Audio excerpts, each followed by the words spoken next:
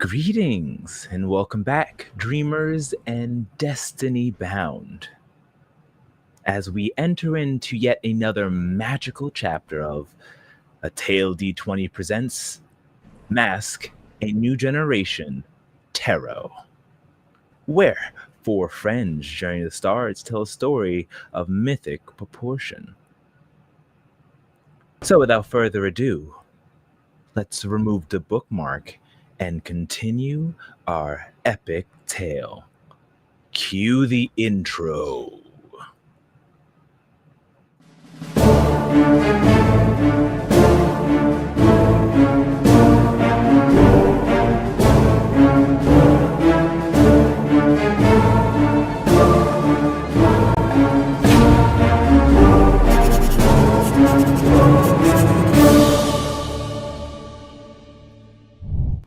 So, as days and days pass on, we'll say about a week passes, we have to now do a reading, see where we are and what we experienced in this past week and where we are now and what could possibly happen at the end. So, I'm going to ask Rip to please tell me to stop shuffling whenever you're ready. All right, keep shuffling, keep shuffling. I can see you. Keep shuffling, keep shuffling, keep shuffling. Stop. So tonight we consult the cards under the sign of the eclipse, as the eclipse is soon on the way. It's a time of celestial alignment where light is swallowed by shadows and secrets rise from the dark. We draw these three cards as the veil thins and the fate reveals itself. We will now draw the first, the past. In the past position, we have the Lovers reversed, which says, recently your story hasn't been about true connection and harmony.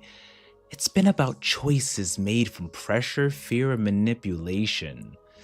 Duty over what truly is wanted, a lie over honesty, or someone else's script over their own voice.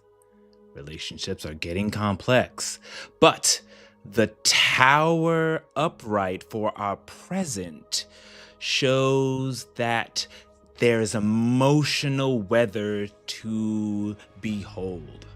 And now, for your future, the Devil card. Ooh, the Devil shows that this is not just some big bad demon energy. Although it may be literal in this case. This is about temptation, obsession, and bargains in chains that you agree to wear. All right. And what do you believe that the pass card of the Lovers means for our Rip? I think that. Hold on, let me pull up my card. Sorry, I had it open. I think that the inverse Lovers speaks to the struggles that we're currently in right now, that there's this rift between us as a minors trying to figure out what the arcana are. Like, we were very hurt in this situation, so we're unsure and scattered on how best to do. I was unconscious, or Rip was unconscious to this point. So I think that in my perspective, it's these like troubles, like just that as we're sort of beginning, that is potentially causing us to falter. All right. And finally, Samara. Hex 11. What do you think this means for Samara? Samara's feeling hollow. She's hollow. I think it's a bit more nuanced than that. I think that Samara she's dealing with some really uh, complicated issues. The fact that she's got a whole new roommate behind the scenes, that has not been very easy for her. She's always had this sense of ritual in, school, home, in her room. That's her home. And now her little personal space has just been invaded, so to speak. She's a teenager. She can be dramatic, but she's not loving it. And it's a lot for her to deal with. She doesn't have nearly the same level of resources her other friends and companions do. So her issues seem a lot more compounded the more mundane they are. All right.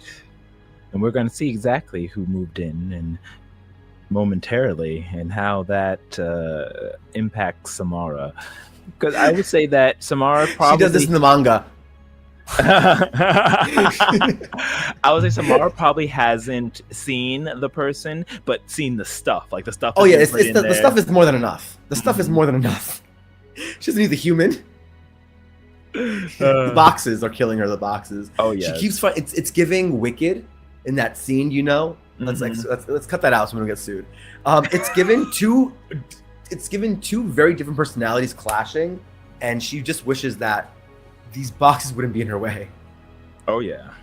All right. And then we move on to the present. How are you all currently? And we'll start with you, Samara, with the tower destruction and revelation, going through that fall from grace, but through it, possibly clarity.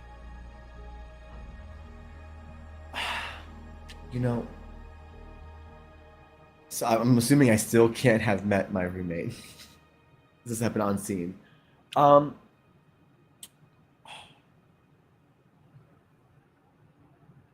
I think that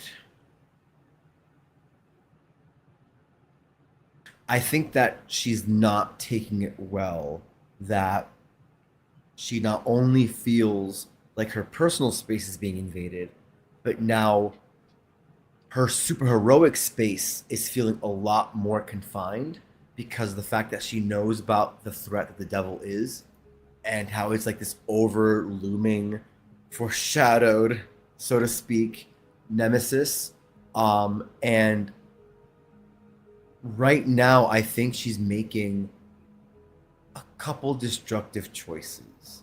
I think that if it's not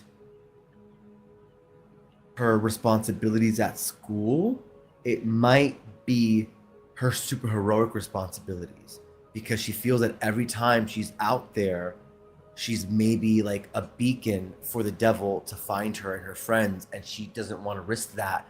So I think maybe she might be leaning a little bit too heavily into student government and maybe skirting some of her superheroic responsibilities. So the destruction's to her schedule. The destruction is to her rituals that she's used to doing. She's used to juggling plates, and she can't. She's dropping a lot of the superheroic, a lot of the ones that do with the Arcana. She's dropping. Interesting to know. How about for Lula May? Well, it really connects to the past card as well for me. The destruction is to Lula May's perception of the Arcana now. Everything that she trusted is in upheaval and chaos, and the only pillars that she feels that she still has are her two friends, and even that feels unstable because she doesn't really know what side she's going to land on, right? So there's a lot of instability for Lula, and it is, I think, also revealing in terms of the clarity that may come, for better or worse. I think that is going to reveal to her what she wants to stand for, who she wants to be as a person and a hero, regardless of what the Arcana say and do. And how about for Rip? I think this card is actually more aimed at Bryce, at Rip, who Rip really is Bryce. And I can't go too meta, but I know based on the character background of how I developed Rip slash Bryce, that when I looked up the tower, the sentence that comes up is your safe haven collapses. And I feel like his personal life is about to collapse. The structures and support that he has outside. I mean, like, and as Lula May and Diamond just said, the Arcana's collapsing too. But I feel like there's now another layer that we're going to play through in the present card, and we'll get to see how it unfolds. But that's sort of how I feel, how this speaks to Bryce slash Rip in the moment. And really quick, what do you think the devil means for Bryce? So dark offer tempts you. I think that if everything collapses around Bryce, a tempting offer is a tempting offer that he might shake a hand with a devil. So we shall see what happens. How about Diamond?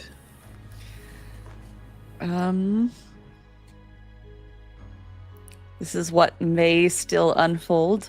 Mm-hmm. I think, gosh, I really feel like this is a play to find out situation. I'm going to do my best because I don't know. Diamond is going to want to try to reach out to Steelheart if she can find a way to reach him, because she's the only Arcana that she still trusts. And I think I'm afraid of the danger that surrounds that, and what, I mean, it possibly is an opportunity, but it is also a temptation that kind of rides the line of betraying the truth of the people who are closest to you. Like, people don't know that that's what I'm planning or what I want to do, but it's almost like tempting to break their trust and do it behind their back. There's kind of something like that happening with Diamond. I don't know what else will get revealed. That's definitely a play to find out. There could be other dark danger happening. Indeed. And finally, Hex, what do you think the devil means for her? The devil. Besides getting too meta with it, I think for her it means a level of powerlessness. She feels like she always knew that her powers were kind of the reason why she was being hunted, but she's never dealt with a predator like the one that's about to try and prey on her, because she doesn't know that even with all the abilities that she has and her companions have, if that'll be enough. She feels like, at least with her, with the moon, there was a level of understanding. She feels like this one, there's no love lost here. She feels like she's like a one-way train ride to oblivion. Okay. Starting off on a high note today. Oh, yes. So, Thank you, cards. Thank you, cards. From what I see from this, Thank with you, the cards. from what I see from this, I definitely see our first, the large reading of the eclipse that we first saw, but this change, this mistrust, this going through a trials and tribulation and coming out, hopefully, for the better.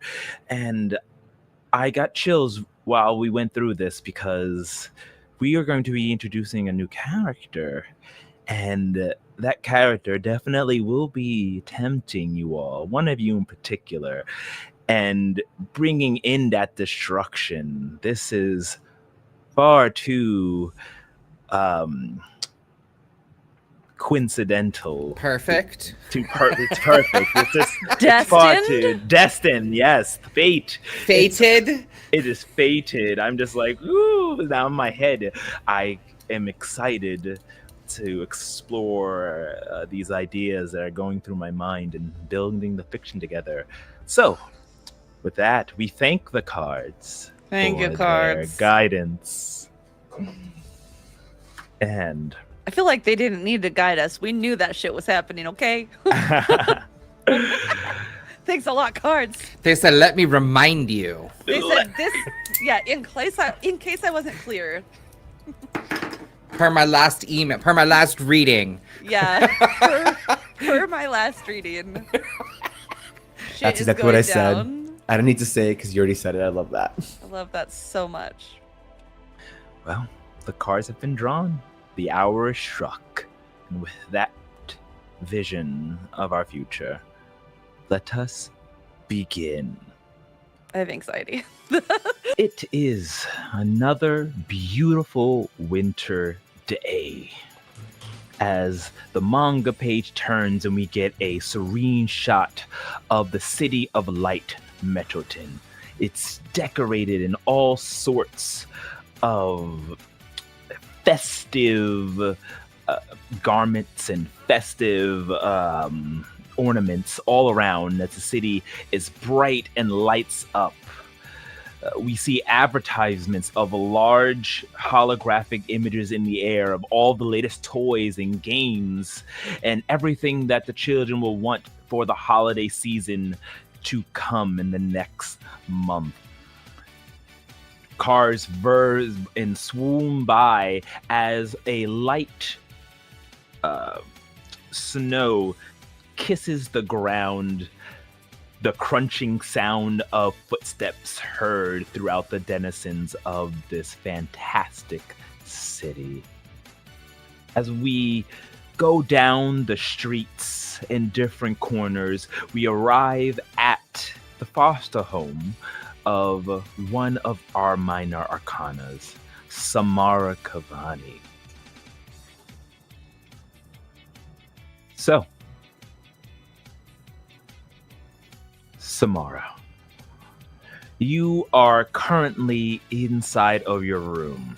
It's been repaired since the damage that you had done to it during the homecoming, but to your foster father's request, as there is now another bed across from you.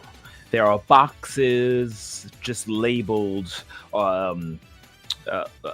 like clothes, books, etc., all for this mysterious new foster child that would be taking up space in your room. Before we introduce this new character, the page turns yet again, and we're inside of the room of Sammy. What does she look like, and what's going through her mind right now, as she has been told via text from her father figure, or from her foster father? She'll be here in a few minutes. Be nice, show her around, and make sure she's comfortable.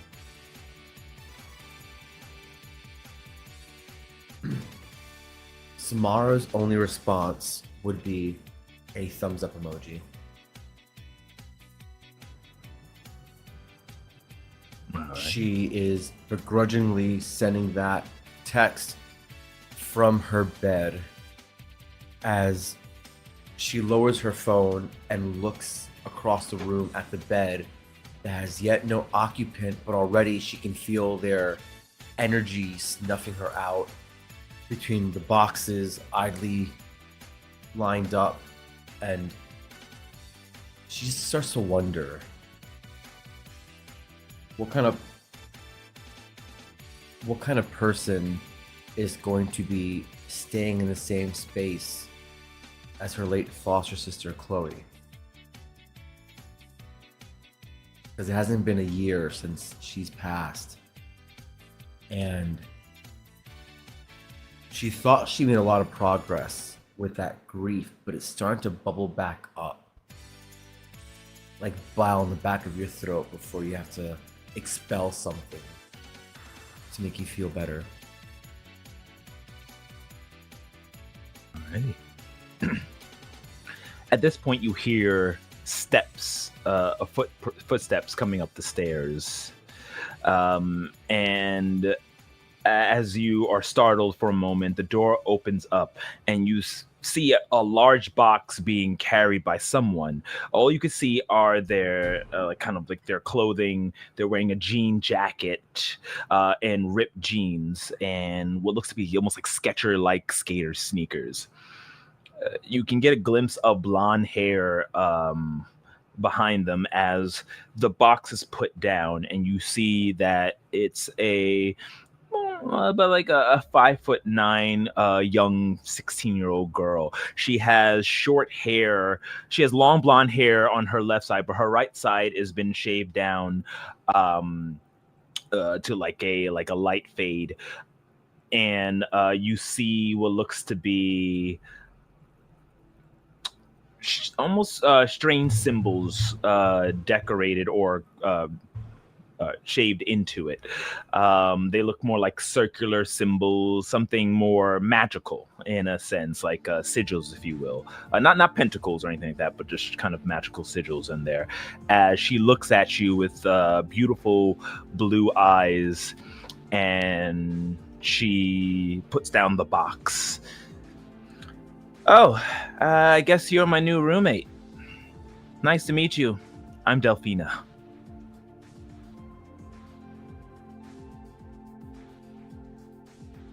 What's the matter? Not gonna give your new sister a hug or anything like that? That's not how it works here. I don't know who you are or where you come from, but that term, sister, should not be used lightly, or as loosely as you're using it.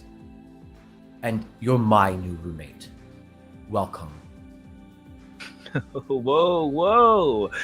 No, I wasn't trying to stir the pot here or anything like that. I just, look, I'm just new to the area, been to school for a few weeks now, finally got all my things moved over from Weston, and, well, this is where the system decided to place me. Look, I'm not trying to stir the pot and all that. Look, I come bearing gifts. And she pulls out of her backpack what looks to be a bunch of treats, chocolates, crackers, and things that she places it on the table next to you. Huh? Who doesn't like chocolate? I'm allergic. Oh. Well, you're a ball of sunshine, aren't you, huh? How about this? I was told by Gary. Aside, that's the name I just gave her stepfather, her foster father. I was told by Gary to give you a run of the place. So if you have any questions, please keep them directed at the toll, and it begins immediately. She gets out of her bed and she starts walking right towards the door, right past her and the chocolates. I suggest you pick those up. We wouldn't want pests coming in our room. I guess we wouldn't. Ooh. Guess I've hit roommate of the year here, huh? All right. Show me around. Samara would give her a very brief tour of the literal kitchen, which is where the food is dispensed or can be found. The living room, which is where Gary parks himself after his shift at wherever he works to watch the TV and to tune out. And also where sometimes if Gary's not around, the other foster children will hang out. The bathroom, self-explanatory. And then probably the basement, where like the washer and dryer is. And then she points to the schedule, because they all have a schedule for like when people are using certain, when someone has the washer dryer, when it's their turn to do like the housely chores, so to speak. And once she's done giving her that, mind you, very, very little charisma. I think that right now, she's just trying to get through this without ripping her head off, verbally, because all she feels right now is just someone forcing their way into her space and she is reacting in a way that she normally would not. So right now, her cheeks are a little flustered. Her hair is a little messy. And she's answering things in a very matter-of-factly kind of way. She is very much being a prickly cactus right now, and she'll feel bad about that later. But right now, she doesn't want to deal with this person at all. But she's sticking to what she was asked to do. And once she's done, she just says, "Any questions?" She goes, well, you're certainly thorough. Let me guess. Valedictorian, school council. Nah, don't worry. I'm sure I'll find out soon enough. Here's the mask. Here's the mask. Who does she think she is? Okay, mind you. I regret saying that now, but I don't like how she said, "Never mind, I'll figure that out soon enough." Oh my god. Sammy is so fucking vicious. Like, I would die. I would seriously die. I thought the same thing too. I'm like, it feels so painful to even. I feel bad for Delphina in this moment. Like, this is rough. I feel bad for Delphine as well. You'll feel bad for her later. Deal with Yeah, this exactly. right I feel bad for her later. Pierce I'm already. that mask. Let's pierce the mask, shall we? I'm shook. Again, my mundane is still 0, correct? Yes. Until I open up to someone new. Not her. What's it gonna be her? Never mind. Oh my god, not her. It's a 7. On that hit. How can I get your character to come clean with her shady ass? Spoil the plot. I'm sorry. How can I get your character to give me context on what she just meant? I'll figure this out. I'll figure that out soon enough. You look at her. She looks familiar. And there's something strange about her. Something almost supernatural. And you get the sense to get her to reveal who you are, you might need to either trick her. Definitely reveal who you are, or trick her or goad her or some way to get her to reveal that she is not some ordinary person. Because you get some strange juju coming from her that seems very eternemic, if I can invent a word, about her. So yeah, one or two ways: reveal who you are, or in the fiction, trick her into revealing who she is. The former, no way in hell. Even at the cost of a potential, because I took the mask move from our lovely Janice playbook. No, I'm gonna provoke her ass. I'm gonna provoke her. Nice. Before I even attempt, would I be able to provoke her? By default, I don't have influence over her. But does she care what I think right now? She does care what you think. Okay. And just real quick, in the fiction, is it her hair? Is it her? What is it about her that just seems that gives that je ne sais quoi supernatural It's her energy. energy? Mm-hmm. Awesome. Good to know. Good to know. I can tell that even with me giving her like Samara is embodying every single bad trait she's ever seen Chloe pull off whenever she wanted to get her way. And she's noticed that it hasn't pushed her buttons enough. This new girl, Delphina, whatever it is. So I think she's going to be like, at the end of it, she's going to be like, what? What is it about you? You're unfathomable. I've been nothing but brittle to you, and yet nothing. What is it about you? Who are you? Really? Provoking. All Probably right. will miss. Push me up. I am guilty. All right.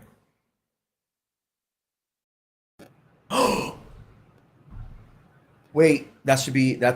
That should Still be an six. 8. Still a success. Still success. Still a success. Um, yeah, I ask her, who are you? Really? How does she respond? Um, I'm gonna say they stumble, so you get a +1 forward against you as she goes. Okay. Who am I? I mean, I'm just Delphina. I mean, it's like I'm just an ordinary, your average ordinary girl who just No, likes to. Uh, well, you're not average. You're not ordinary. If anything, you're above average. I wouldn't go as far as extraordinary. well, I guess the cat's out of the bag. You're a lot more perceptive than I thought you were. What is it she called you? The three of you're your third child of the sigils, right? Sorry, that was me out of character, goofing. I wish you did that. In character, I was looking around to see if any other foster siblings are around. They're If I not don't, there. if they're not there, I look like I'm about to jump her before I'm like, you most certainly do not observe tact. Let's not have this conversation here.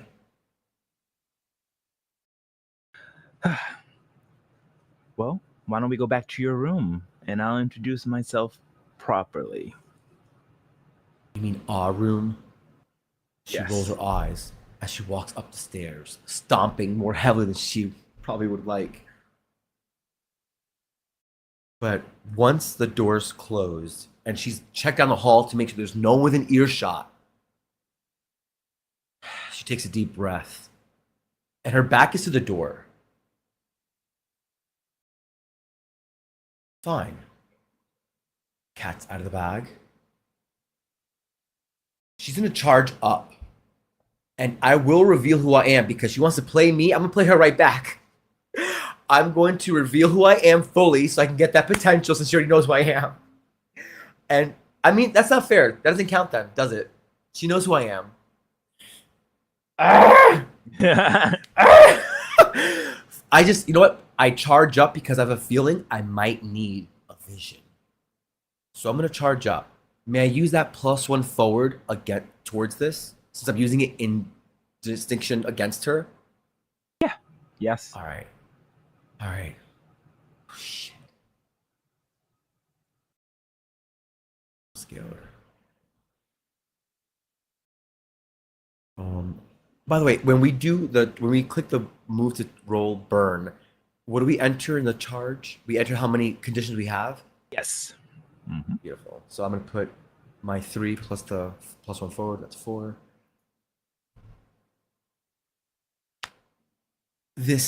That fuchsia light just kind of shines from her feet all the way to the top of her head, and in that moment, she's just gonna transform into Hex, not her Arcana form, but it's almost like she's leaning into it, like.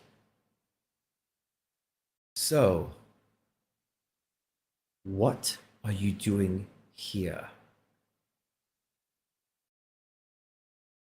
Like dreams coming into fruition, clouds start to appear around her and begin to cover her body until she's completely obscured. Her energy then begins to fluctuate as blue, pink, and purple energy light begins to be emitted from her, and she is clad in Arcana armor, and you see the symbol of the Page of Cups. And her hair has now turned from blonde to auburn as a mask has appears over her eyes. Once again, I'm Delphina, but you might recognize me as the Page of Cups. I guess that means we're kin in more ways than one.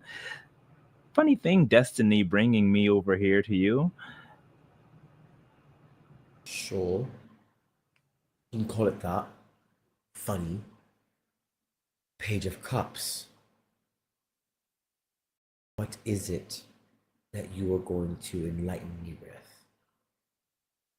Oh, I mean, I'm a teenager just like you. It's true. I came from Weston. I was with the Knight of Swords. Let's just say things didn't quite work out there.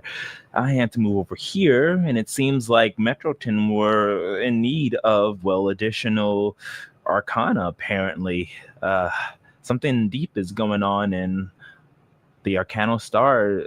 The cards told me to come this way. So destiny kind of fluctuated, and, well, just like you, I don't have parents, and got a home here. I think I'm not gonna lie, I was looking you guys up, seeing you in action.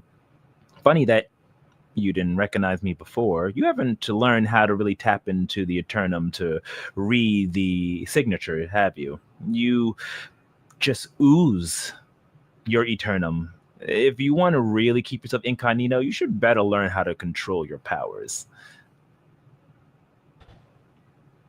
That's a fair assessment. Can help. Well,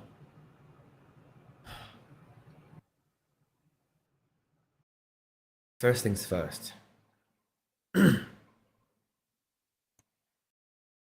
Samara straightens herself out, and she takes a couple steps forward towards Delphina, Page of Cups.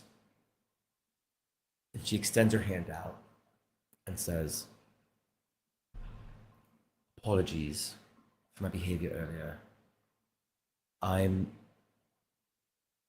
dealing with a lot right now, and that alone is the understatement of the year. Sure, I could totally use your help. So could my teammates. Something is going on, and the enemy of my enemy is my friend. So, apologies, truce. As long as you actually mean what you say, and you don't bear me and my teammates ill will, I won't bear you any either." And if she were to take her hand, she's basically, that's the end of what she's saying until she feels Delphina extend and close the gap. Does she? Delphina looks over at you, Samara. Of course, I don't mean you guys any ill will. Hell, we're fucking minor arcana. We're here to make sure we tear shit up and protect the world. Much better than those other heroes that you guys have around here. So I'll show you the ropes. I've been around the block a few times. And then gives you a handshake.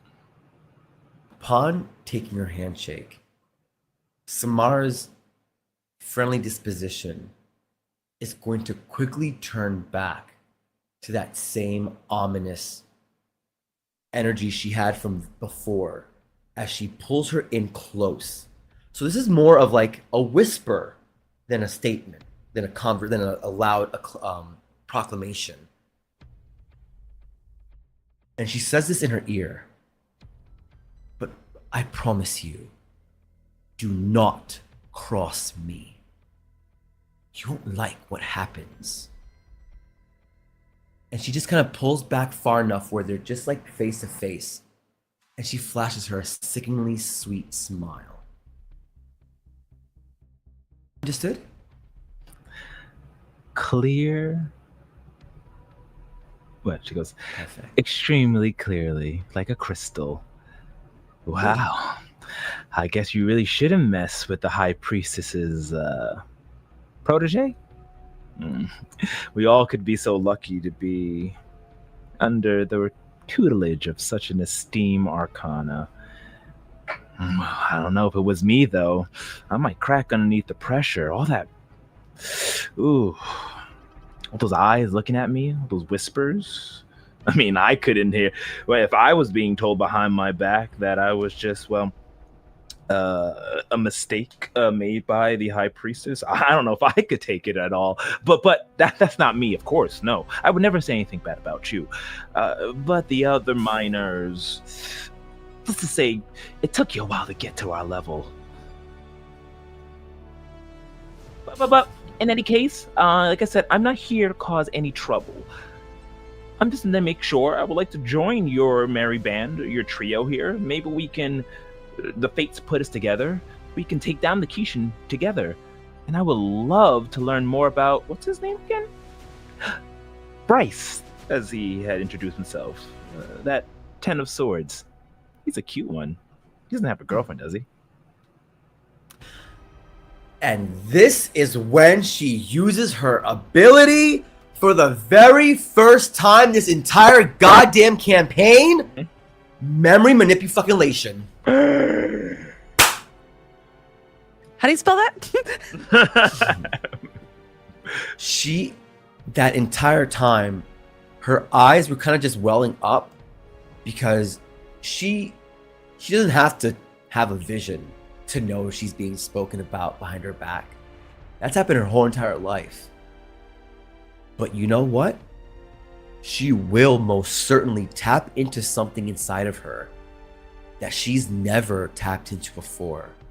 Something that she had an inkling was there, but could never acknowledge her using it because it would be catastrophic. Or not catastrophic. She feels like it would be a turn towards a darker side if she started doing this. But at this point in time, she feels like she's willing to test these bounds. With this person at least. And then she says those words that she hasn't uttered before, but it's almost like the words are like honey and they come just so naturally to her.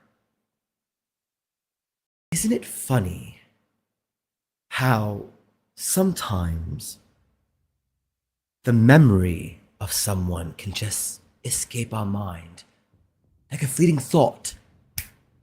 And she snaps right in front of her face. And I would love to unleash my powers to try and manipulate her memories to have her forget ever meeting Bryce Oberon / Rip. Please roll with freak.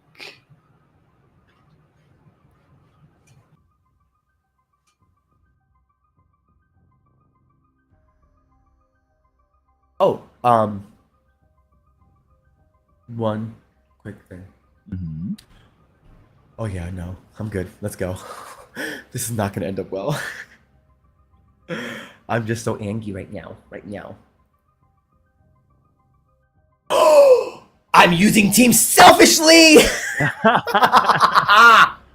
I'm using team selfishly, and you know what? It has to fucking be Rip, who I am ignoring as I'm literally taking an entire person who he's had an interaction with and memories with away from.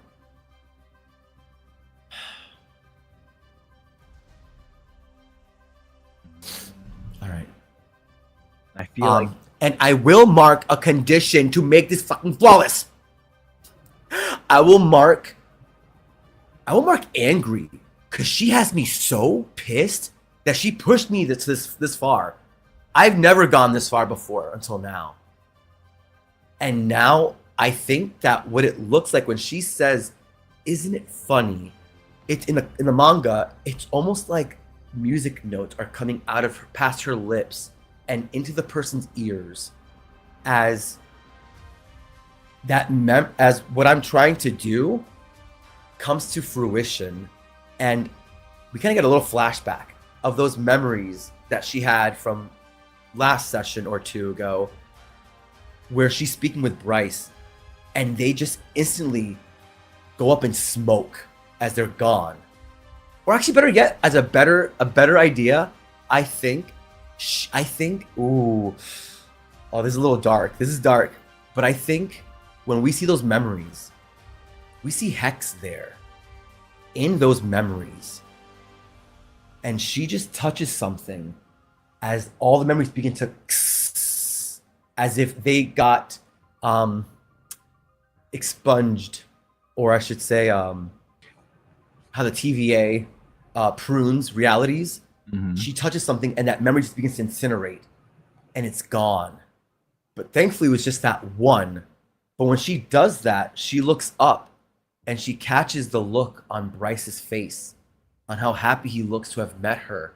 And I think that's where that level of insecurity washes over her, because she's doing more than just wiping away a memory from her. She's now affecting something of Bryce, the very person who she was trying to do this for, in her own selfish ways. Very nice. Kind of quickly get a scene of Bryce at home, which we'll see there, and you stumble for a moment as if something was like affecting your arcana, something like you feel as if something is not right, but you can't quite put your finger on it. And we'll see if he discovers more about that later whenever Delphina meets Bryce again. But back into the scene, she stumbles and goes, huh. I had a strange sense of deja vu, or like, anyway, like I said, can't wait to introduce you to your teammates. They seem pretty interesting. We'll love to get to know more about them. What is it? Rip and Diamond, I believe. I think we're going to work really well together. Well, I have some unpacking to do, and I need to go pick up some things. It was a pleasure meeting you, Samara. I think this is the beginning of a beautiful friendship. And she walks on out, making her way outside.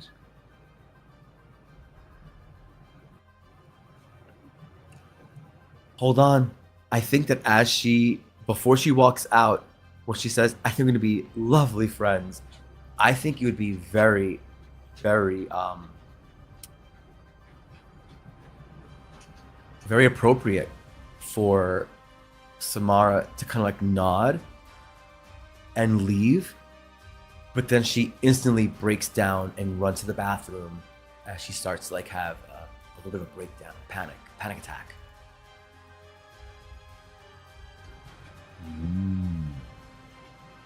I have all 5 conditions marked. I'm on the edge. Oh, oof. It's twice in a row. Samara is not looking good.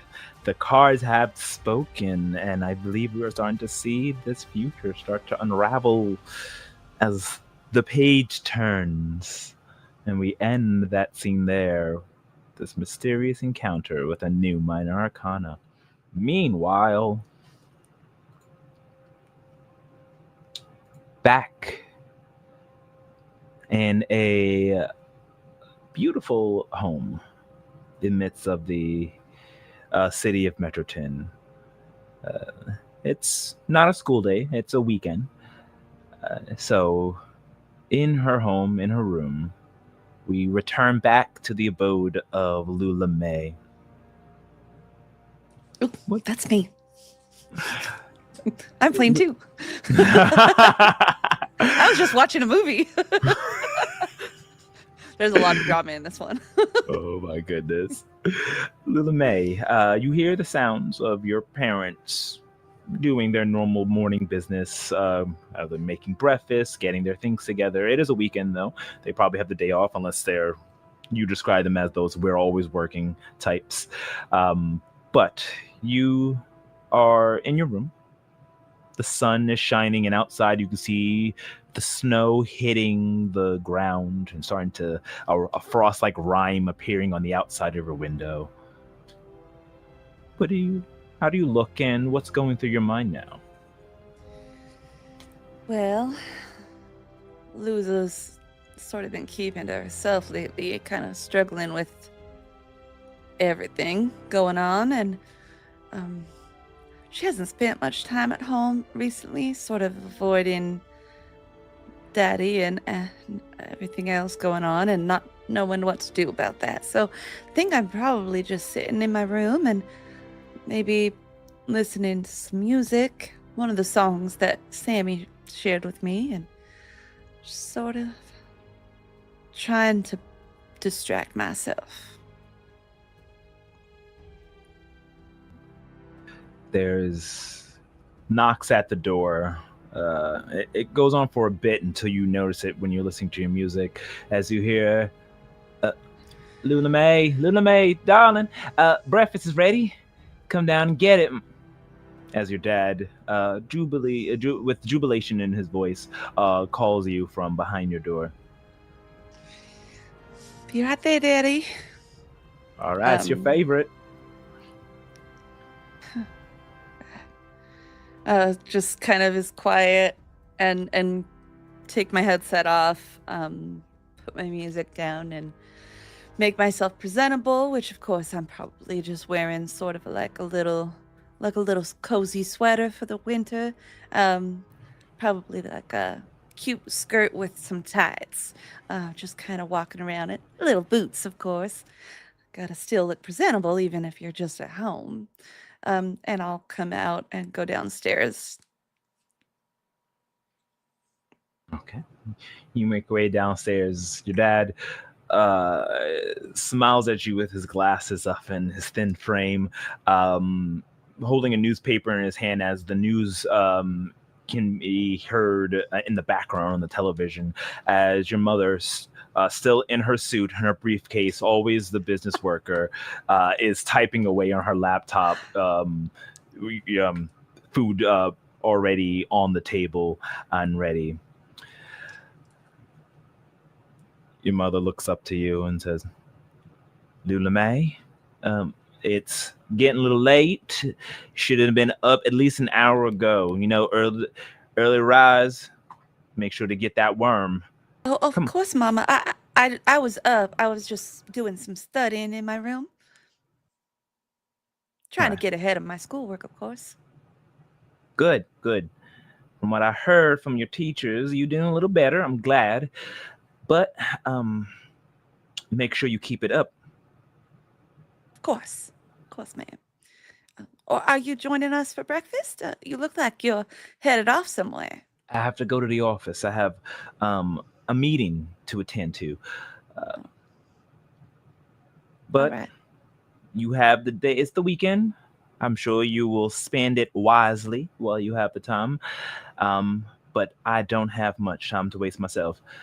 So she walks on over, gives a hug to your father, who hugs her back, and looks on over to you. Just doesn't get very close to you, as she's already close to the door, but gives you a smile, a nod. Before she leaves, I just I try to give her like a little hug, but it's a little bit too cold. It's a little bit of a cold hug, and then I hope that you're not dealing too much extra stress with all the things that are happening. You know, I've been hearing all this nonsense with that medium, I think it was called, or something like that. But I hope everything's all right at work. You mind, Luna May. Yes, we've had some extra work we have to do over at the lab, but I assure you that everything is in order. You should worry about yourself. All right. I have things handled over there. Would I be able to pierce the mask? Oh, yes, please do. Okay. I'm so nervous. Oh my god. So that's 3. That's a 3. I'm gonna go ahead and mark my potential really quick. You get to mark that potential. Let's see if I want to. She catches you staring at her, trying to like see through her or get some sort. She goes, Lula May, I said, don't worry about it. Everything is fine. Look, your father's off today. Why don't you spend some time with him? You two, I know how much trouble you get into. Try not to get into too much. And in that moment, Lula May kind of feels like a plan is forming in her head. Right, of course, Mama. Of course, you know best. I hope you have a great day at work. Don't stay up too late. You know, I was planning on helping with dinner tonight, so. I'll try, but if I'm not home in time, you all enjoy Gina on your own. I might have a long day in the office. And she looks actually concerned when she says that. She's almost like she's staring into space before she goes. Oh. Anyway, Don't I gotta like go. that. Okay, and then cutting to sort of like I'm home with dad and we have breakfast together. I am also going to try to ask him some questions. Sure. Well, Daddy, I know you've been working so much on your inventions and all of this at work, and you had kind of given me a little sneak idea about, or not really sneak preview. I didn't really see, but you had said that you were working on something so important, and well, it's been some time. I was kind of wondering, maybe you can just give me a little tidbit so I can. I'm just so proud of you. And in this, I'm also sort of trying to pierce the mask and get a little information like, what is he really working on?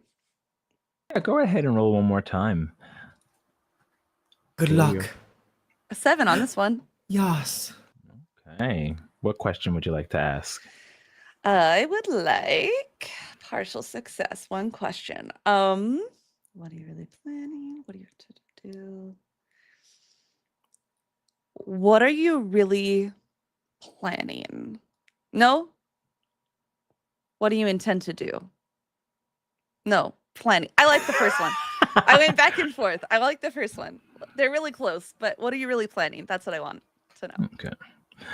I'm gonna give you a in fiction answer and a meta answer. But Diamond will, or say Lula May would understand the answer as more of the meta than the fiction. But he looks around, looks back and forth.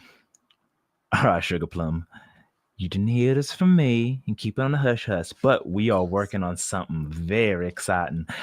He goes into his pocket and he pulls out what looks to be a small cube, a tesseract almost, like a cube within a cube. It's completely clear, and inside of it you see a black, almost like a black hole, like it's like this black circular object that's swirling around, and an accretion disk around it that's glowing with a yellow hue.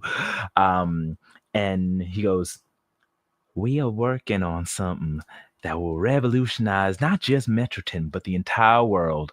Perpetual energy, unlimited energy source." But What? you didn't hear from me. It's still in the testing phase. The trick is getting the initial power that will continue to Oh no. grow throughout it. Still, you know how matter works, cannot be created or destroyed, and energy as well. So you're gonna need an energy source, but you can continue that energy source infinitely with, well, I'm sorry, I must be boring you with all the science work and everything here. Just think about it as the battery that will never run out.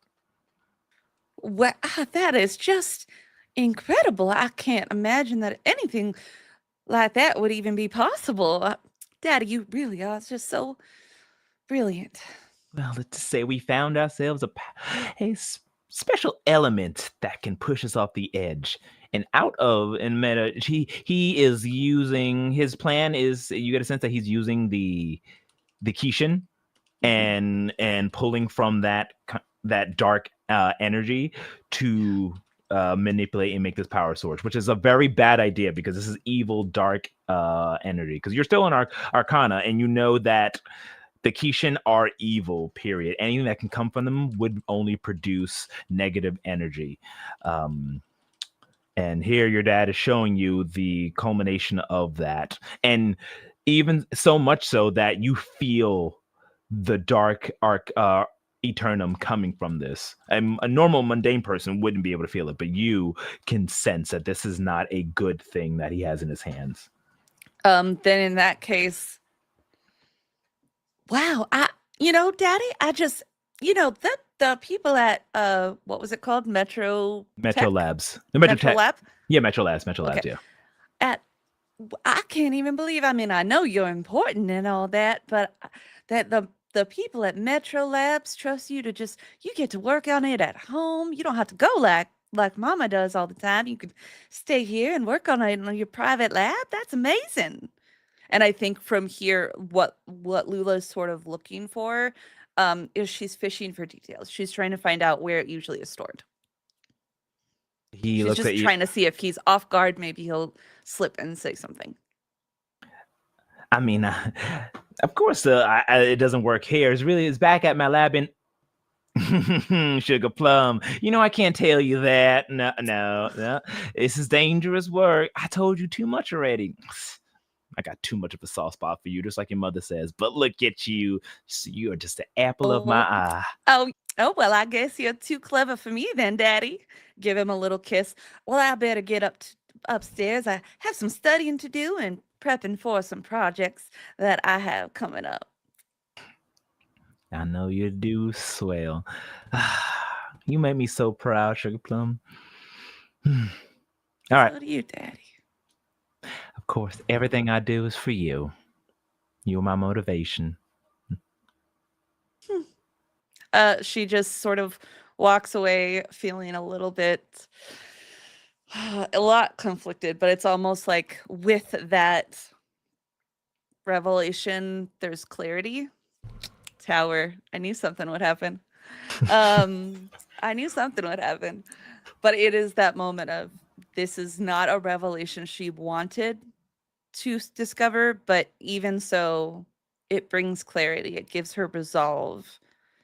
And in that moment, she goes up to her room, and the projects that she had said she was working on aren't for school. She is trying to figure out a way to steal. Oh no, we lost you again. No. Oh, you're back. Ah. So the projects that I'm working on, they are not for school.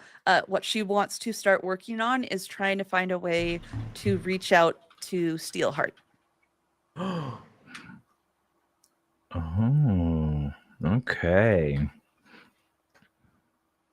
Go ahead and one moment. I want to see the appropriate thing for this. I would say unleash your powers, but this is an arcana. Yeah. So I want to see what arcana we can use for you. Do I have to do unleash arcana? Unleash the arcana. Thank you. Yes. You're welcome. I got you. Yes. Why don't you go ahead and unleash your arcana, see if you could do that. And which will require a draw from the cards. Yes. So go ahead and roll with freak. Okay. I'm trying to see if I have anything to add to this, but I don't think I do. I think I'm kind of on my own right now. So I still don't know what my +1 ongoing is. I think it's specifically for Rip because of our bond. I think that's what I have my mark from. That has nothing to do with this. Yeah. So yeah, if you ever need to like reach out. Ooh. That's an 11. An 11. Okay. All right. So I'm going to go ahead and draw a card. And there's an extra caveat. Mm-hmm. As it is Judgment upright, which is a major arcana upright. So go ahead and mark a potential. Ooh, that brings me to 5. I'm not going to take the advancement yet because there's something specific I'm thinking of, but it will. I want to see how this all plays out to decide. Your power surges. You accomplish more than expected. Get +1 forward or clear a condition or mark an additional potential. Oh, wow. Okay. What was it? It was +1 forward, which is on the next roll. Mm-hmm. Towards whatever you're trying to accomplish. Got it. Or you can clear a condition. I always say condition or an affliction because this is an arcana move. I don't think you're afflicted though, unless you are. Not yet. Okay. There's still time. It's still early. All right, let's do. I already got the 5 potential. I'm not gonna mark that. I am going to. I think it's important enough. I would like to take +1 forward.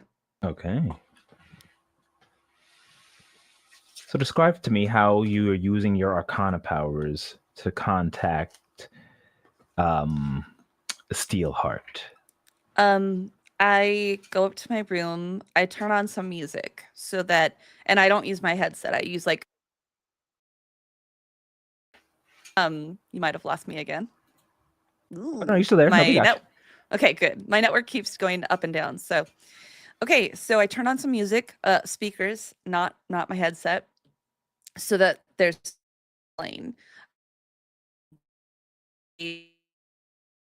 Closet. And I'm gonna go ahead and transform into the Knight of Wands. And as I do, I kneel and I hold the staff. And I think of two things. One, what Mr. K hit the assignment that he had given me to make a presentation on what true strength is. And then I think of Steelheart and the speech that he gave when we did our like Arcana orientation. And as I am doing that, I'm trying to tap into the Eternum itself and harness my strength to connect to the strength Major Tarot. Okay. And you said you transformed, correct? Yeah. Okay. So as your transformation goes underway and you create the staff, you find your mind being pushed out, projected into a sea of stars. You are just a constellation floating in this sea of stars in your Arcana form. As a large night appears behind you, suddenly another constellation appears in front of you in the shape of a lion of strength, as blinking eyes like two white dwarfs gleaming in the sky appear and focus at you as Steelheart goes, Diamond, I'm impressed. You've been practicing your Arcanum, your Eternum, haven't you? To be able to reach me in this place, this void, the Nether. Not many can reach this plane.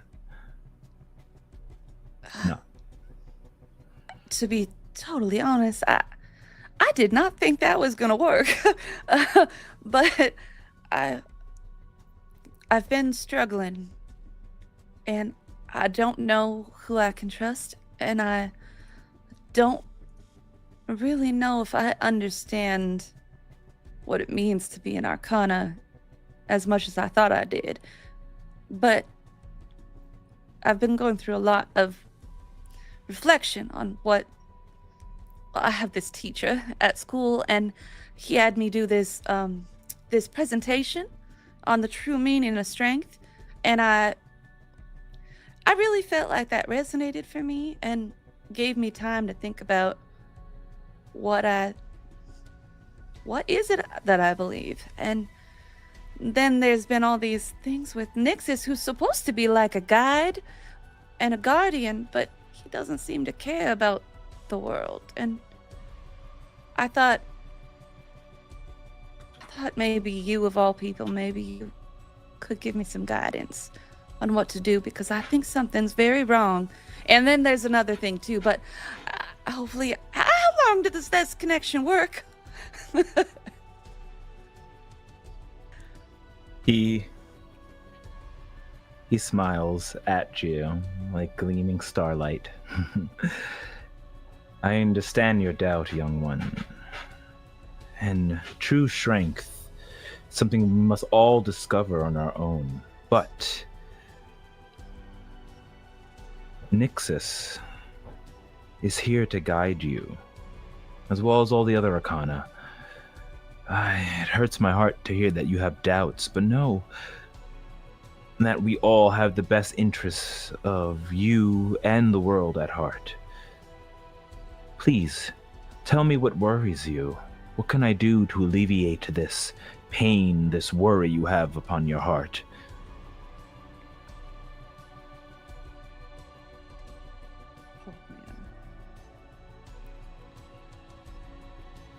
I found something out about my father, and he's working on something very dangerous, and he's harnessing the energy of the Kishin. I didn't want to believe it, but he's connected all this somehow, and he showed me the device. There's this swirling dark void-like energy, and he says it's going to be a battery that never runs out. And I don't know what else is happening, but why don't the Arcana care about the world? They only care about the universe. Why? His demeanor, even in the celestial form, goes from like this calm and collected to now serious, and almost fear that goes over his eyes.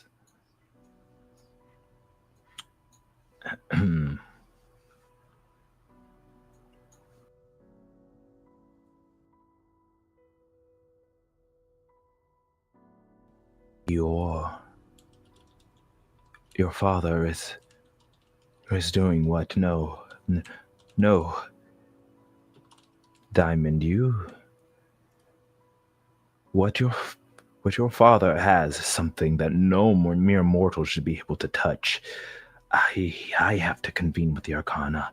We care about this city, this world, but our responsibilities stretch beyond that. You have no idea of the true evils that seek our destruction, the edge of the universe. And we do everything we can to make sure this place, you all, are safe. I fear your father is delving into things that he should not touch. No, this can't be. I'm very sorry, Diamond. No. I have to go.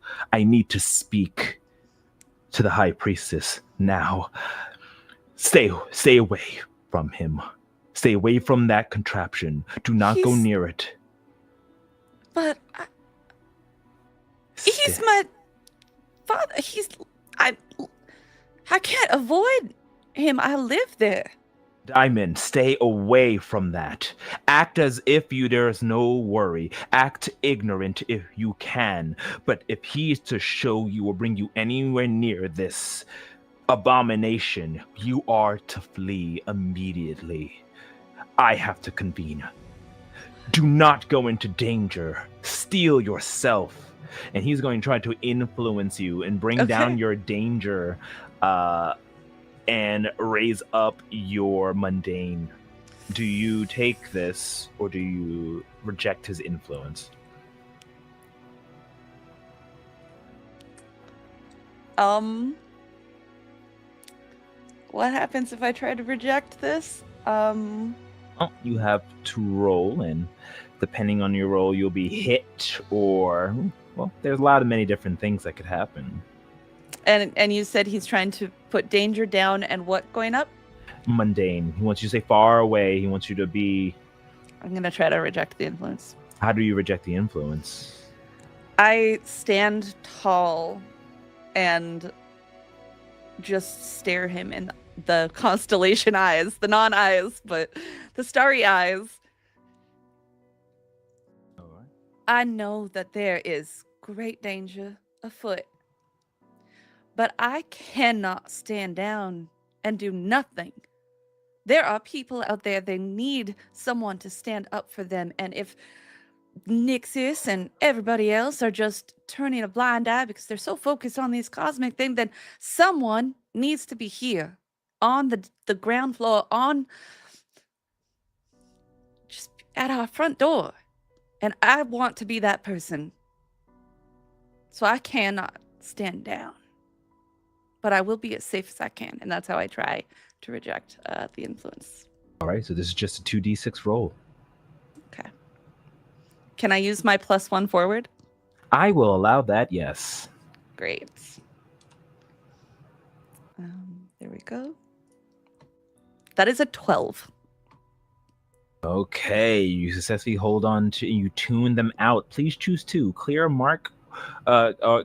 clear condition or mark a potential by immediately acting to prove them wrong. And you can shift one label up and one label down, and, or I should say, cancel their influence and take +1 forward against them. Wow. So I'll carry this over into the next time you meet with him if you choose that last one. Okay, so okay. I was going to mark. Oh, choose two. Okay. Yeah. So I will clear guilty because I think I'm feeling empowered and convinced that I am doing the right thing. That I'm not making a mistake and I'm resolved to this path. And then I think I would like to, let's see, shift my superior down. And oh wait, no, you can only go down to -2, right? Mm-hmm. So that one I can't shift down. I think I might actually want to shift my. I'm trying to decide between danger and savior to go up. One of those has to go up. Danger being more like bold action, which is the Knight of Wands, like bold pursuit of actions. And then the savior being that I want to defend people. I'm going with danger on this one. Okay. Yeah, and which one you're bringing down? I'm going to actually probably take my mundane down.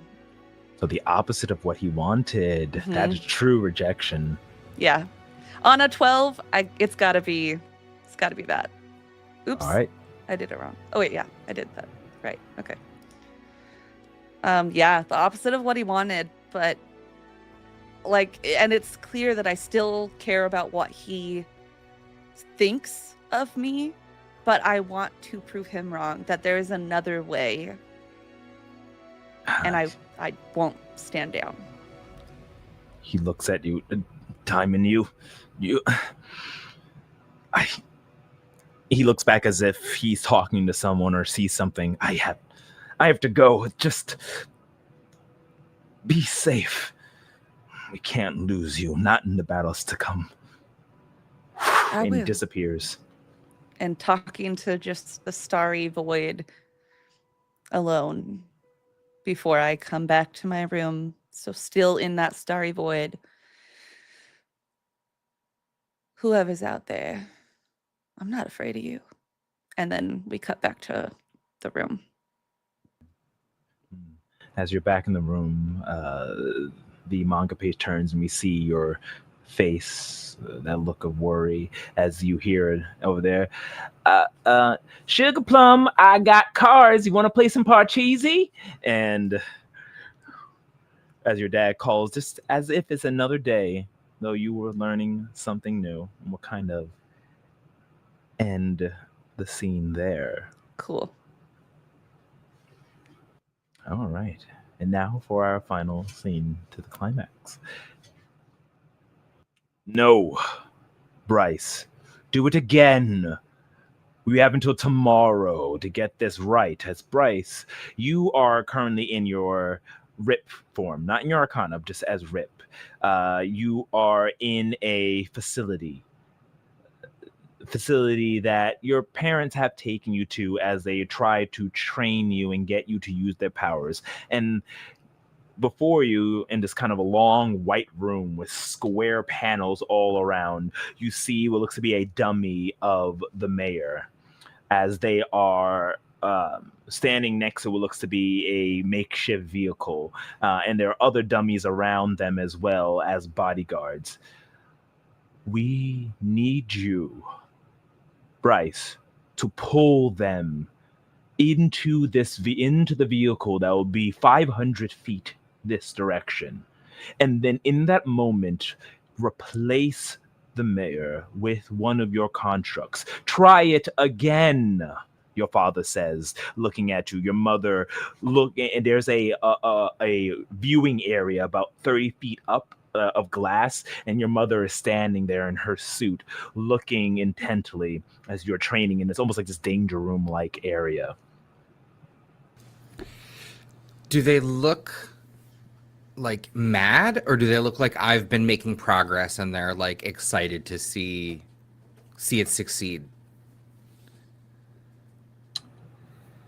They look What's the vibe? They look worried. Let's see, you've been trying, but your mind has been elsewhere. The concentration hasn't been there. You have the power, but it's like you're not focusing, probably because of the last bits. You can try to go ahead and try it again, and that will be unleashing your powers to do it, to see if you were successful in this, and that might change your demeanor or not. Okay. Um, I'll say it, the distance. It's much further than I'm used to, and I don't know. Like normally, like when I have my friends around me, I feel like I can do anything, but it's just harder right now. But I'll. I know I can do this. I know the mayor's in trouble. You've told me a dozen times. I'll save her, or I'll And save them. And I'll try. And do I have any burn right now, or do I have to charge up? charge up. Okay. And this is days have passed, so I've lost my previous conditions, right? No, no, you still have your conditions. Okay, so let me put them all back on. I have 4 conditions right now. But that's good for now in the scene. Good for now, yeah. Get that power. So you can see that he's a little afraid that he can't do it. He's angry that he hasn't been successful previously. He's guilty that his parents look worried. The mayor is in trouble, so he's worried and insecure about that. So I have 4 conditions, and that is success. So I have 3 burn as I sort of charge up in this moment, and you sort of see. It's as if I'm like sort of grabbing the power, and you just sort of see like these like ripples of just like power sort of fluctuate, and it sort of centers around me. And then now I have those 3 burn available. And when they give me the signal, I will try and do a snatch and move. Right. Now, Bryce, again. Snatch and replace. I will spend my burn to do that, and I think it would take all 3 to do that. And you sort of see almost like, you know how when Pikachu uses double team and you sort of see like 2 of them sort of separate, like one to separate into 2, you almost see that, and it's a little jarring at first, but you see that image appear, sort of morph into a vision of the mayor, and the actual dummy of the mayor appear where the image was, and the image now exists in the place where the dummy was. Okay. It's the move completes as your father smiles. He looks up at your mother, who nods from the viewing chamber. Excellent. Excellent, my son. Your work will save us all. Mayor, they are in danger. It seems that there are others after their life, and we need to make sure that they are safe. We have reason to believe that a nefarious villain will make an appearance at tomorrow's ceremony. It's up to you to make sure that we can't scare any of the citizens. We have to make sure we show that we are capable of protecting them. So by doing this, we can have your construct act in the mayor's place and bring out these nefarious villains who threaten their life. Meanwhile, the mayor will be safe here, where we can keep them protected. I understand. I understand, Father. I will do what I can. I won't let them get hurt, and I won't let our city fall. These evil people need to be subdued. I will play my part. To right you will. You don't need your friends or others. You need to believe in yourself, the power that you have. And we will make sure we guide you exactly where you need to be. So trust your parents and do as you're told. And he is attempting to shift your label and make you more superior and bring down your savior. Do you reject or do you accept?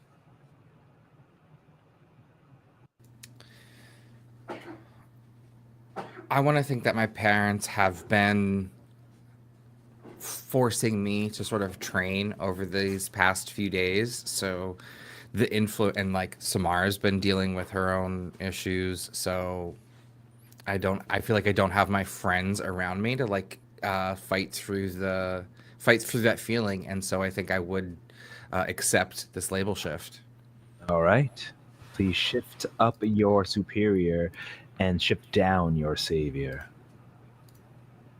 It doesn't feel like that to Bryce. It feels like he's feels like he's preparing for all, of course he's on a team now. He has to learn how to be a superheroes, but most superheroes act individually. So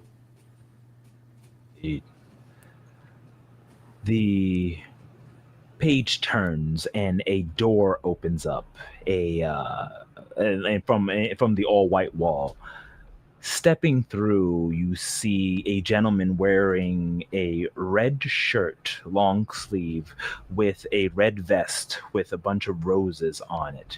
He has mid-level black hair, like that goes down to his shoulders, but now they're tied back in a ponytail. He has dark brown skin and a very powerful jaw. He looks to be in his early 40s, tall, about 6'3", and muscular as he steps with authority, his hand behind his back. And you recognize him as Alejandro del Infierno, or Uncle Alex, as he walks in with a smile on his face, like a devilish grin, if you will. I see that young Bryce's training is starting to show fruit. Impressive. Alejandro, thank you for meeting us here. I wasn't expecting you at this time, your father says. Not to worry, not to worry. I wanted to just make sure that the preparations for tomorrow were going as planned, and that young Bryce here was being properly trained. He is very powerful and very impressive, aren't you, Bryce? He walks up to you. Tio Alex, it's been so long I haven't seen you. It's been ages. Where have you been? And I'll go to give him a big hug. Oh, you know me. I've been working on the council, dealing with the mayor.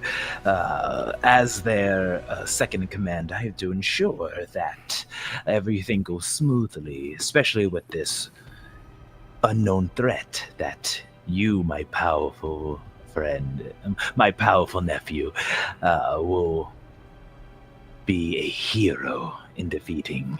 I'll be a hero for you and this whole city. Just you wait. Don't be such a stranger. I used to see you all the time. I know. I have been busy. It's business endeavors and of the whatnot. So, but I I'll think you'll forgive be you. seeing. Thank you, nephew. Mi amor. You'll be seeing a lot more of me as the days go on. There's going to be an eclipse soon. A fantastic showing, something to really bring in the festivities, and I wouldn't miss it for the world. But come. I come bearing gifts, of course. And he goes into a bag that he's carrying and brings out. Can I sorry, can we pause for a sec? Uh-huh. I feel like even though Bryce is infatuated in this moment, when he says eclipse and he says it's gonna be a great eclipse, I feel like that triggers like flashbacks of like the moon and like all of the other things that have happened. And so I would sort of like, you know, in that anime when it's sort of like ching and like the line flashes like with the recollection, that like moment like in his mind. And I'd like to sort of like, can I pierce the mask on what specifically about that, about the what he Yeah, means when an eclipse to please. him? All right. My mundane is actually pretty good from what we've done, but I am. Oh, pierce the mask doesn't. Oh no, yeah, I'm angry. I'm angry at this moment, but I'm still. Yay, still worked. Um, Everybody's getting their one question. my one question. Um, I want to say my one question. What are I mean, I kind of already know what the deal is, a little meta, so I don't want to ask that one. I would say, what do you intend to do like with me in regards to the eclipse? You know that he sees great potential in you, and whatever is going to happen with the eclipse, he wants to make sure that you are ready, on his side, and are capable, because something big is going to happen. You get the feeling that he knows. You're not sure exactly what he knows. He's just a normal person, but the eclipse means more than just a celestial event. It is something magical, and Tio Alejandro seems to always he delves in magic and things like that, but nothing beyond like common superstition or things like that. Like he's very superstitious and he tells you legends and lore. So he believes in the magic, but he hasn't shown to be of someone of magic. So he probably wants to make sure that you well, let me not probably. He wants to make sure you are ready for whatever event is going to happen, big magical event. And powerfully and on his side. Yes. Okay. I feel like fictionally appropriate that he would have influence over me, so I'm going to say that he doesn't add that to my list. Well, all those have influence over you, but yes. Oh, okay. Sure. He has extra influence as a as described in this background. Okay. I will sort of clock that and just sort of like let it go, though. I'm not gonna like make a fuss and sort of like consider that like, yeah, my parents have been training me a lot recently when normally they're not as this involved. So, but I'll sit with that. He looks at you. Although it may not be related by blood, I see so much of me in you, Bryce. You have so much to accomplish. And together, I know you're part of this superhero group, the Minor Arcana with you and the other two. But you are a leader, and they will seek for you to guidance. You will show them the right path to take. I want to make sure you remember that. I may not be one who understands all of this eternum and magic and the power of the tarot, but since you have been chosen, I believe your destiny will shape all of the world. And I'll ensure that you are pushed in the right direction. But come, like I said, I have gifts. And we have much to discuss for tomorrow's event.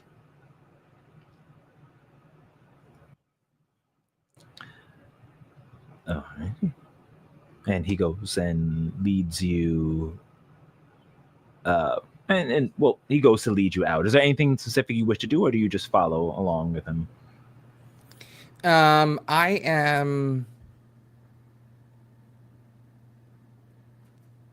I think that I would take his lead. Like if my parents are satisfied with this last performance, and they are on board with me sort of going with him, then yeah, I would follow. Okay. I'll say like, Dad, is it all right if we go with Uncle Alex? I'm so curious as to what he's got. It's been so long since I've hung out with him. Son, we do have other matters to attend to. Alejandro, can you please? No, no, no, no, no.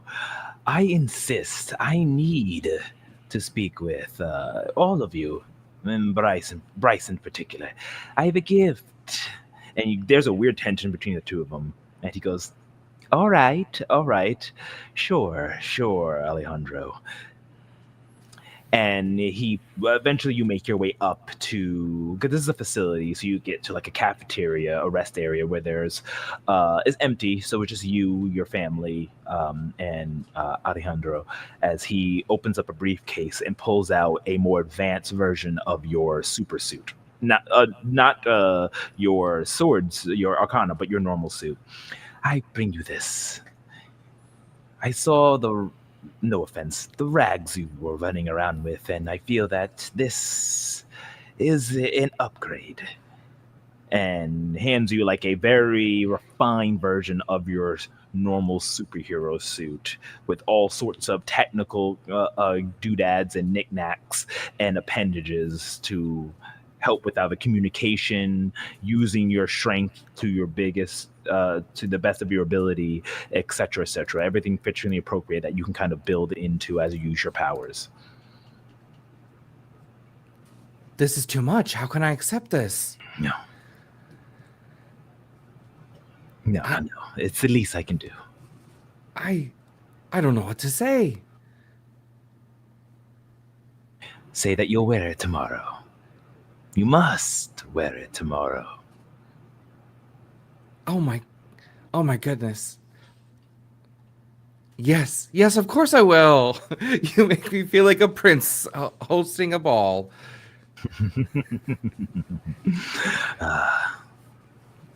Warms my heart. Well, that's all I wanted to give and show you all my dedication to this family. You all mean so much to me. We've known each other for so many years, haven't we? Remind me, what's your father's name? Sorry, it's escaping me. Duke. Duke, okay. We've known each other for so long, Duke, haven't we? For when we were young children. Yes, Alejandro, yes, yeah. And you'll never let me forget, will you? No, I won't, because we're family. And family above all is the most important. But I must take my leave. I will see you tomorrow, Bryce. And he heads off, disappearing into like the shadows. I am just beaming with this new suit. I'm looking at like the tech that's on it. I'm just infatuated.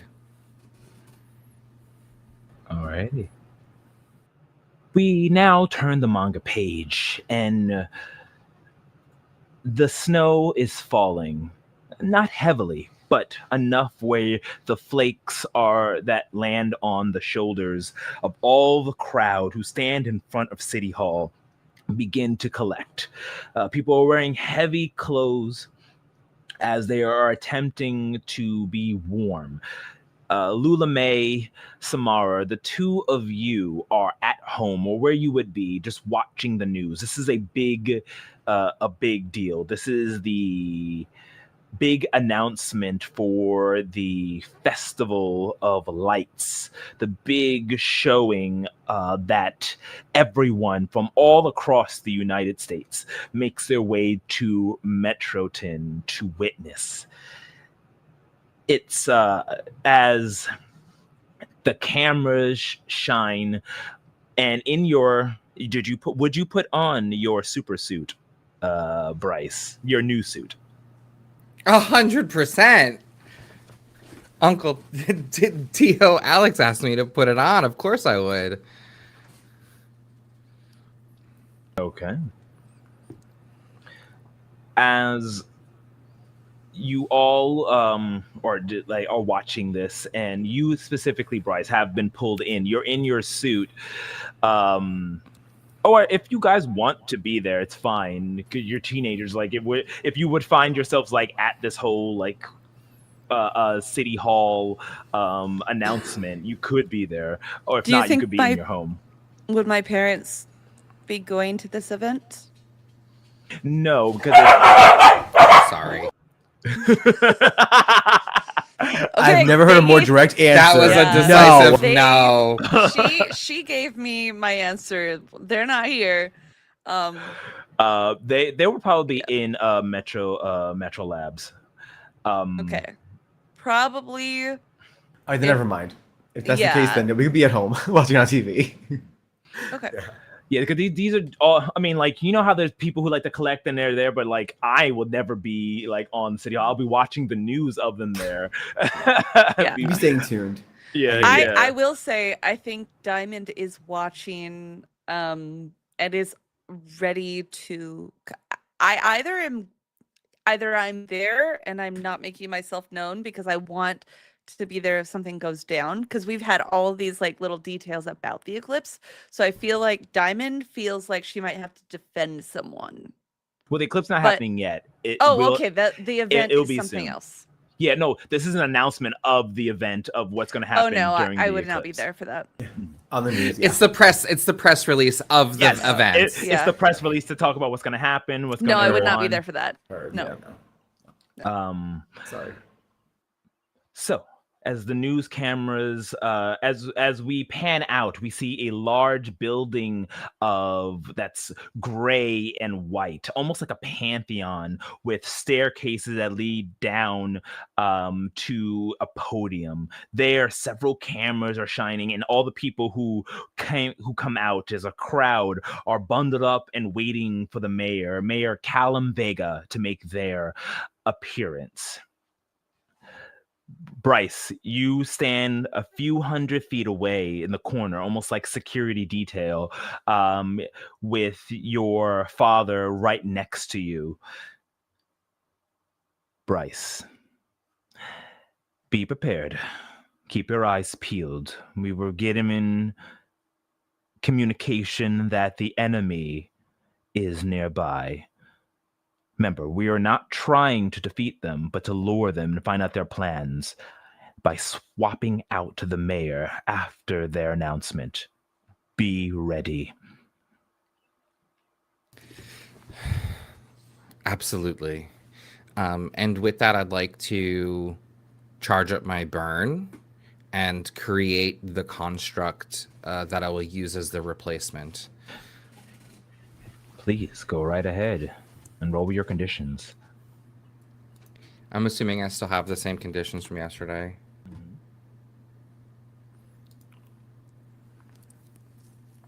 So even though I'm afraid and angry and guilty and a little worried about the situation, I'm still able to channel my power, channel the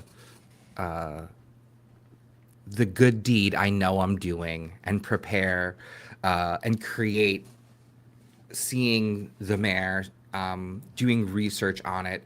I create a replica, a construct of them, in a bush somewhere for me to be able to pull and swap as a part of my snatch and move later.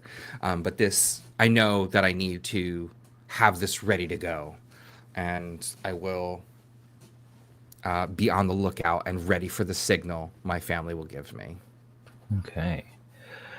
As the camera snaps and flashes could be seen as you stare off looking at this pantheon, walking down out with two other black suited individuals on either side of them, you see an androgynous person with hair braided back, black hair that's braided back into cornrows, but tied into a ponytail. They have a tailored charcoal gray suit with silver accents, at least suit jacket that turns into what looks to be almost a dress that looks like made out of tulle, but very elegant, and boots to match with a small heel at the other end. They have a like a capelet or a sash around them as well, and a silver lapel pin that's shaped like almost like a circle with gold on one side and silver on the other. As they walk up towards the podium, the mayor, Callum, speaks. Citizens of Metroton, thank you so much for coming out. As you know, in a few days' time, we celebrate the Festival of Lights, and as well, for the first time in over 200 years, it coincides with the Great Eclipse. We have been blessed with the protection of the Eternum and the Major Arcana. And with this celestial event, we bring praise and thanks to all that they bring to us and celebrate. And in honor of this event, we will have the Festival of Lights like never before seen. The entire city will be transformed into a brilliant display of technological and magical advances, thanks to the amazing scientists over at Metro Labs. With this, we bring forth a celebration that will be seen across all of the country. No, the entire world. I bring you the reveal of Metroton, a night of winter wonder, and behind them a giant display appears. But instead of whatever they were going to show, now what you see is what looks to be a let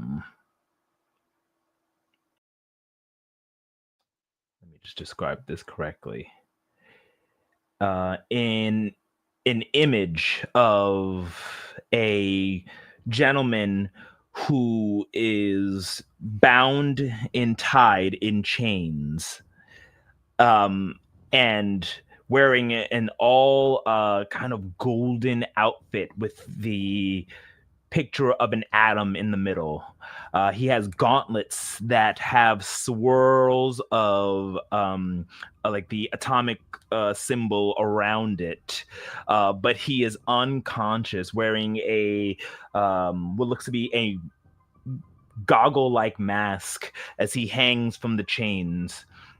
And above him, you see a lanky, tall gentleman.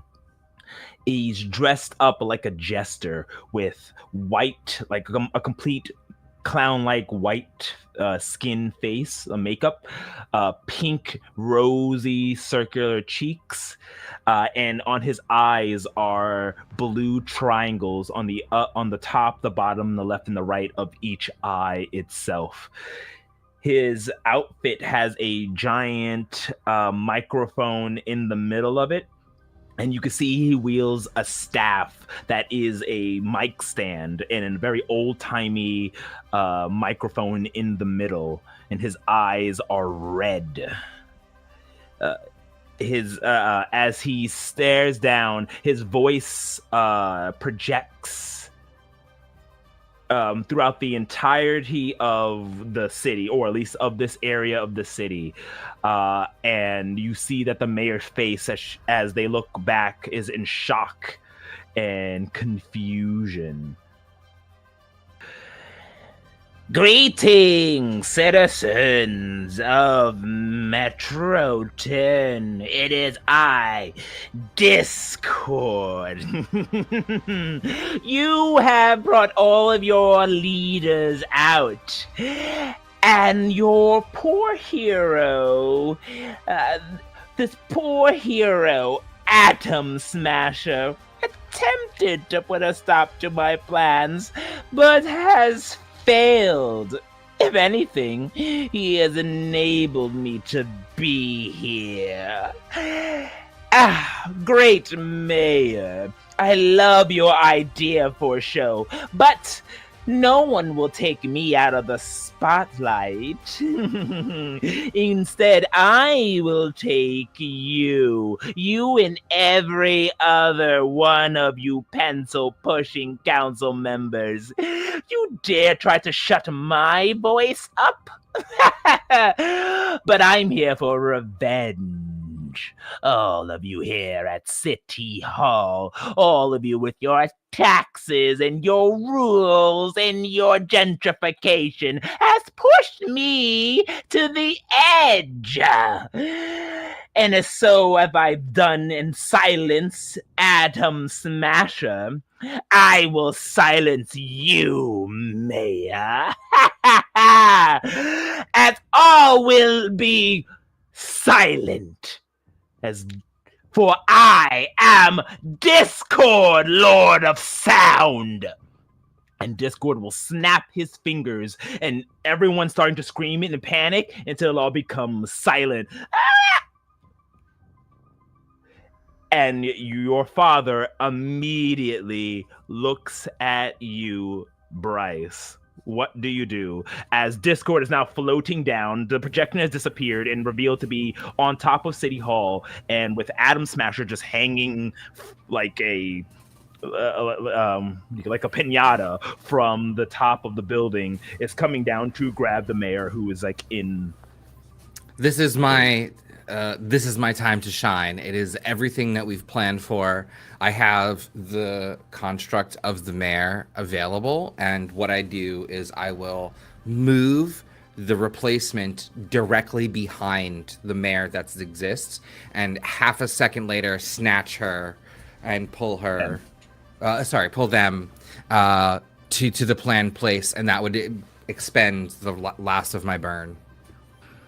Okay, in that moment, the mayor is swapped in an instant, becoming your construct, so no one is aware as Discord lands down. Atom Smasher comes back into consciousness and shaking, trying to get out of the chains. As the two of you, Lula May and Samara, see this, and like the newscast has gone from celebration announcement to villain has appeared, mayor in trouble. What did the two of you do? Lula May messages Sammy. On my way to downtown. Gotta get there. You coming? Already there. Wow. Oh man, I'm getting changed in texting, but it's like maybe I'm not texting, maybe I'm voice texting you. I'm like, oh no, we lost you. that's amazing. I mean, back. my God. Oh, now I'm muted. You're back. I like fully disappeared. Yeah, no, I'm getting changed and just voice texting you like, wow, that's amazing. How'd you get there so fast? I mean, I will gladly mark that Doom track to take infinite powers to teleport right there, right where I saw go down.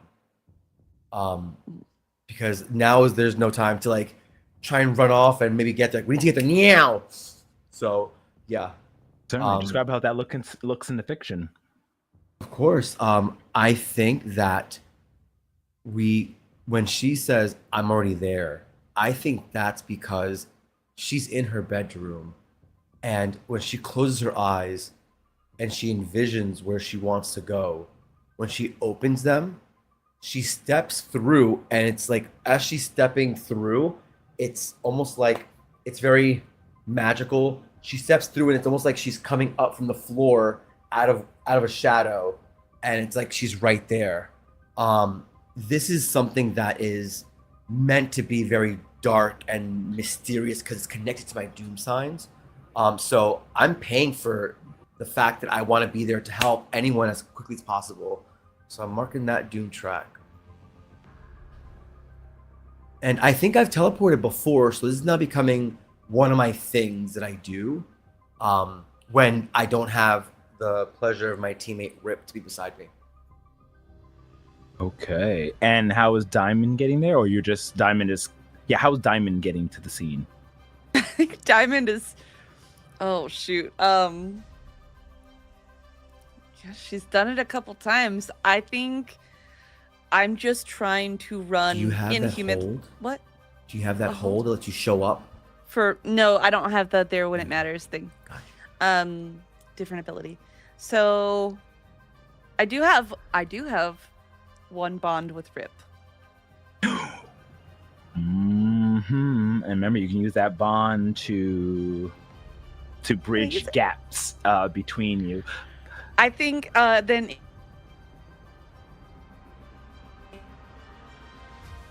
Yeah, we lost you for a quick second, in the and you're back. fiction, Oh. if I don't freeze, which I might, And you're it back. looks like, yeah, but hopefully we're not going long today because my internet. Oh, we're sucks about today. to wrap up. But yeah, you can expend that incredible. bond and then So, yeah. explain in the fiction how you use your abilities to get there. I am watching this sort of half-heartedly. I'm kind of not fully paying attention because this is not my thing. But mostly I'm just glad that Dad's not here right now. I don't have to avoid him, and all of that. And then I sense something wrong. It draws my attention in the same moment that I feel a ripple in that Eternum, which I tapped into earlier and I'm still connected to. And in that moment when I look and I see what's happening on the screen, and then I remember that Bryce was going to be there. And I just feel this dark ripple that pulls me almost like a rope or a bridge, sort of like connecting me to Bryce, to Rip. A bridge is a bad way to describe it, but you know what I mean. And I just go ahead, and I think in that moment, it's like I stepped through one of his portals as our Eternum connects in that sort of starry constellation that is otherworldly. Can I add to this? Yeah. I want to say like I feel this this pull, this like desire, and I would like to flavor it that you're, like you said, our Eternums, connected or intertwined. And I pictured when you were describing that almost like a diamond door appears. Beautiful. But two appear. One appears in front of you and one appears in front of me. And I like go to like tap the door or grab the handle, and I open the door that you created for you. Yeah. Bryce, you hear, I think, Diamond's voice say, Bryce, Rip, I need to get there quick. I think I can. Just be ready. And I feel like the door at that point, when I hear the "be ready," the diamond door appears, and I grab the handle, and I'll say, "Well, come on in. We need you." and I come right in. Alrighty, and Cool. the three of you appear in your superhero forms as everything. So you were all saying that in your mind. When you Yeah. appear, if anything comes, if you try to speak and all that, and you notice everything is just silent. People are just like, Yeah. as they are running around. Not even the sounds of anything crashing. All sound has been dispersed as the mayor is standing there being protected by the two guards, and discord lands. Now you're going nowhere. As But it seems we have interlopers. He's the only one who can actually speak, so you can hear him. And he turns and looks at the three of you. Children. Well then, if you want to play the game, who am I to silence the youth? And Cute. we'll end part 1 of this saga. Woo! Good. Oh, that was Woo. good. Dramatic ending. I love it. Yes. Awesome. Okay. What an awesome way to use the binding. The bond. The bond. I've been holding on to that, and I was like, there's gonna be a cool moment. I want to use it for something epic, and then it was like, yeah, that's the time. This is when you use it. The monster Very of the cool. week is Discord now. Woo! But all according to plan. What is that suit that was given to you? To Rip. I wonder how that's gonna play in this. But You must wear you it. must wear it, and we'll see. And what of Delphina when it comes to which would she be making appearance here? Who knows? She's technically now. Who? Yeah. Who?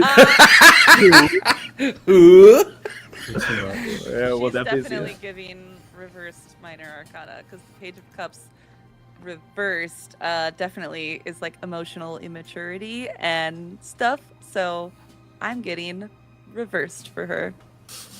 Dun, And dun. we have one on our side. She's getting flipped. That's my that's my wild theory that I'm speculating wildly. Alrighty, but that is a wrap on part 1 as we go on, and then after this, after we complete part 2, the eclipse will happen, and we'll see what this mechanical. Because we all know Alejandro del Infierno, yes, is the devil that you saw, but that's all meta. And we'll see what kind of plans he has for Rip. Tio Alejandro. Alejandro. Don't call his name. Don't call Oh him. no! His name.